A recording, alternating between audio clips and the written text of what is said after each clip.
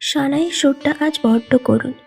LED লাইটের আলো সেজে ওঠা বাড়িটার দোতলায় শেষ ঘরটার বারান্দায় এসে দাঁড়ান সুলেখা দেবী। ক্লান্ত শ্রান্ত শরীর ভেঙে পড়তে চায়, কিন্তু এখনও বাকি আছে শেষ কাজ। ঋতুজাকে সাজাচ্ছেও দুই বান্ধবী। বিদায় হবে আর কিছুক্ষণ পর। সুলেখা দেবী ঠাকুর ঘরে এসে দাঁড়ান। ইঁদুরের মাটি আর মুষ্টি চাল গুছিয়ে রাখা আছে। বিদায়ের শেষ লগ্নে মেয়েটা এই দিয়েই ঋণ শোধ করবে ওদের। দু চোখ ভিজে ওঠে অজান্তে। কাল রাতে কন্যাদান করার সময় বুকের বাঁ দিকটায় যে চিনচিনে ব্যথাটা হচ্ছিল, সেটাই ফিরে আসে ধীরে ধীরে। ননদ চঞ্চলা বারবার বারণ করেছিল এ বিয়ে দিতে। বুঝিয়েছিল ঋতুজাই হবেও শেষ বয়সের লাঠি, কিন্তু সুলেখা দেবী পারেননি। স্বামীগত হতেই পেপারে অ্যাড দিয়েছিলেন ঋতুজার জন্য। নিজের স্বার্থে একটা বাচ্চা মেয়েকে দাসীবাদী বানিয়ে রাখতে মন চায়নি। নিচের হল ঘরে এসে দাঁড়ান সুলেখা দেবী। স্বামীর ফটোতে টাটকা রজনীগন্ধার মালা, ধূপের গন্ধ। বিমলবাবু যেন হাসছেন। ভেজা চোখে সুলেখা দেবী বলে ওঠেন, আমি পেরেছি, তোমায় দেওয়া কথা রাখতে পেরেছি গো। মেয়ে আমাদের শ্বশুরবাড়ি যাবে আজ। মালাটা ঝুপ করে খসে পড়ে সুলেখা দেবীর গায়ে। বিমলবাবু যেন পুরস্কার তুলে দিলেন নিজের বউয়ের হাতে। ও পিছিমা, তুমি এখানে? ওদিকে মণ্ডপে দেখো কি কাণ্ড। ভাইপো বিকলুর ডাকে সুলেখা দেবী চমকে ওঠেন। এক অজানা ভয়ে কেঁপে ওঠে অন্তর। তাড়াতাড়ি বিবাহ মণ্ডপে ছুটে যান। ওই তো কমলা বেনারসিতে লক্ষ্মী প্রতিমার মতো লাগছে ঋতুজাকে। নৈরিতকে ভীষণ মানিয়েছে ওর পাশে। সম্বন্ধটা পেপার দেখে হলেও নৈরিত একদিনে বাড়ির ছেলে হয়ে উঠেছে। কিন্তু মাথা নেড়ে ঋতুজা কি বলছে ওদের? এগিয়ে জানুনি। ঋতুজা ওকে টেনে নিয়ে যায় ওধারে। হাতে একটা ছোট্ট পুটুলি। জোর করে সুলেখা দেবীর হাতে পুটুলি তুলে দিয়ে বলে, এসব তুমি রাখো মা, আমি এসব নেব না। সুলেখা দেবী পুটুলি হাতে নিয়ে হতবাক। ও নিজের শাশুড়ির দেওয়া সীতাহার, রতনচূড় আর নবরত্নের কান, এই বংশের ঐতিহ্য যা একমাত্র বউ হিসাবে উনি পেয়েছিলেন একদিন। এসব তো তোর, আমায় দিচ্ছিস মানে? অবাক হয়ে প্রশ্ন করেন উনি। না, আমার নয়, তোমার স্ত্রীধন, তোমার শেষ বয়সের সম্বল। ওসব আমি তোকে দিয়ে দিয়েছি, আমার আর কি প্রয়োজন? না মা, এসব তোমার। নৈরিত এসে তাড়া দেয়। ঋতুজা মণ্ডপে গিয়ে বসে।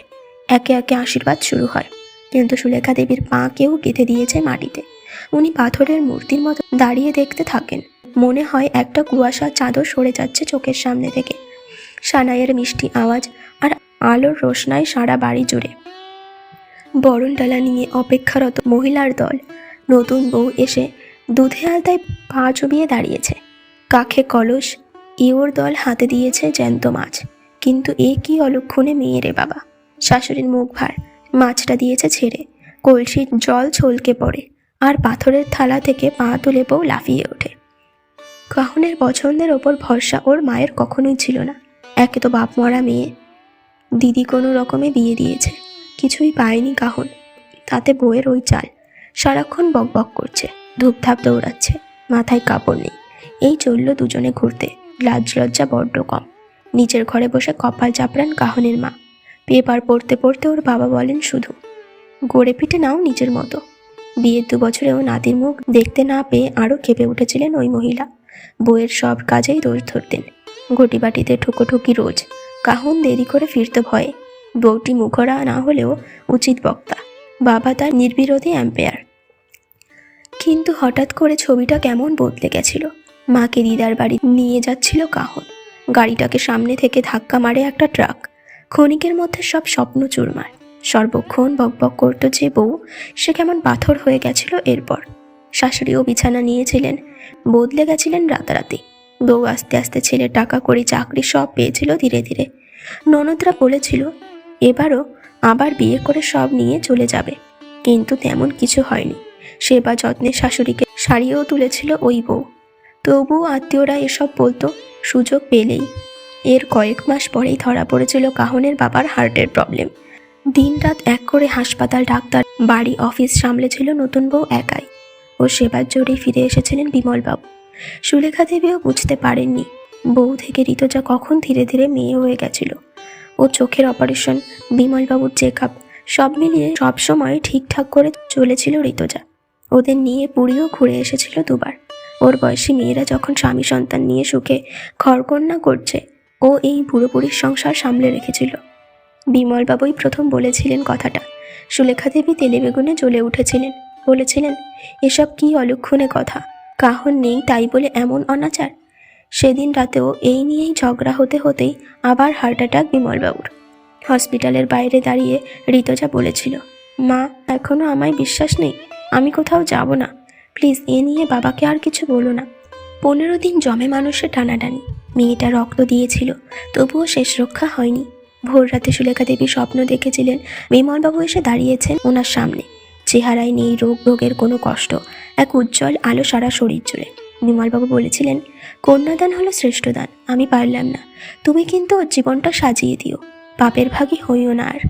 ঘুম ভেঙে গেলেও ঘরে একটা চেনা গন্ধ পেয়েছিলেন উনি সেদিন। স্নানের পর বিমলবাবু যে অডিকলনটা মাখতেন তার গন্ধ। তখনই বেজে উঠেছিল বাড়ির ফোনটা, হাসপাতালে ফোন। ঘুম চোখেই ছুটেছিল ঋতজা ওকে নিয়ে, কিন্তু ততক্ষণে সব শেষ। না, ওই ইঁদুরের মাটি আর চাল দিয়ে ঋণ শোধ হয় না, আমি এসব মানি না। আচমকা ঋতজার গলার আওয়াজে সম্বিত ফিরে পান সুলেখা দেবী। এই যে বৌমণি, ও তো কনকাঞ্জলি দেবে না বলছে, এবার তবে? ননদের বিষমাখানো কথা শেলের মতো এসে বেঁধে সুলেখা দেবীর গায়ে। ওদের কথার মাঝে উনি বলে ওঠেন, ও তো ঠিকই বলেছে, ঋণ কি ওভাবে শোধ হয়? পেটের মেয়ে না হয়েও ও আমাদের জন্য যা করেছে, সেই ঋণ কি আমরা কখনো শুধোতে পারবো? আমি যখন দুর্ঘটনার পর বেডশোরে ভুগেছি, ও সব দুঃখ ভুলে আমার সেবা করেছে নিঃস্বার্থভাবে। ওর বাবাকে প্রথমবার ওই বাঁচিয়ে এনেছিল, ভুলে যেও না। আজ ঋণ শুধবো আমি। নৈরিতের হাতটা টেনে ঋতজার হাতটা ওর হাতে দিয়ে গহনার পুটলিটা ওদের হাতে রেখে সুলেখা দেবী বলেন, আজ আমি আমার মেয়ের সঙ্গে সঙ্গে ছেলেকেও ফিরে পেলাম। কে বলে আমার ছেলে হারিয়ে গেছে? আজ আমি নতুন করে পরিবারকে ফিরে পেলাম, আর এই গহনাটা রইল আমার নাতি নাতনির জন্য। আমি জানি কাহন আবার ফিরে আসবে অন্য রূপে, নতুন করে। সেই আশার পথ চেয়ে থাকবে এক মা। নৈরিত আর ঋতজা জড়িয়ে ধরে এক মাকে। সানাই সুরে তখন বিদায়ের তান।